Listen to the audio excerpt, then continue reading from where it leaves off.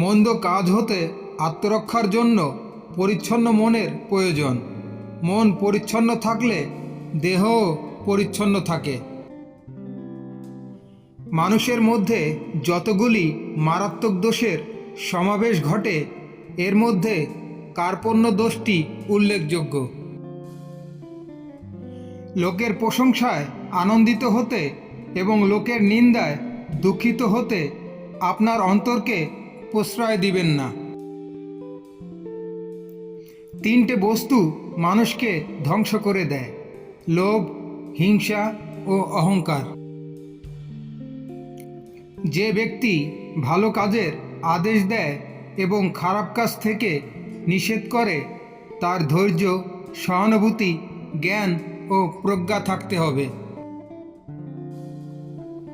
আপনি যা ভালোবাসেন তা অর্জন করতে হলে আপনাকে অবশ্যই আপনার অপছন্দের বিষয়টিতে ধৈর্য ধারণ করতে হবে।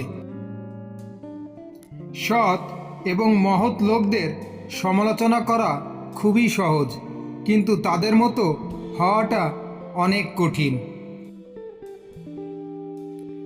যে লোক কাউকে সম্পদের জন্য সম্মান করে আর দারিদ্র্যের জন্য অবজ্ঞা করে, সে অভিশপ্ত। মানব জীবনের সবচেয়ে বড় কৃতিত্ব হচ্ছে তার মন এবং জবানকে নিয়ন্ত্রণের মধ্যে রাখতে সমর্থ হওয়া। যে ব্যক্তি অন্যের খারাপ চরিত্র নিয়ে অভিযোগ করল, সে নিজের চরিত্রের খারাপ দিকটি প্রকাশ করে দিল। আয়নায় নিজের চেহারা দেখো। যদি সুদর্শন হও, তবে পাপের কালিমা লেপন করে ওকে কুৎসিত করো না।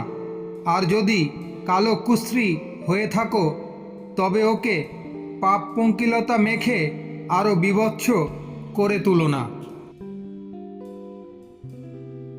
একাকিত্ব ও নির্জনতার স্বাদ যদি আপনার হৃদয় অনুভব করতে না পারে, তাহলে বুঝতে হবে এখনও আপনি স্রষ্টার সান্নিধ্যে পাননি। নরম কোমল কথামালা পাথরের চাইতে কঠিন হৃদয়কেও কোমল করে দেয়। কর্কশ কঠিন কথাবার্তা রেশমের চাইতে কোমল হৃদয়কেও কঠিন করে দেয়।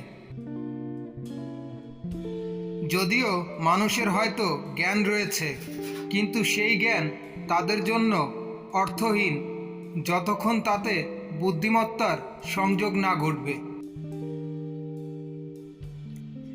আপনি যা ভালোবাসেন তা অর্জন করতে হলে আপনাকে অবশ্যই আপনার অপছন্দের বিষয়টিতে ধৈর্য ধারণ করতে হবে। যখন দেখবে শিক্ষক আর চিকিৎসক অপকর্মে জড়িয়ে পড়েছে, তখন ধরে নিও সমাজ অধঃপতনের চূড়ান্ত সীমায় পৌঁছে গেছে।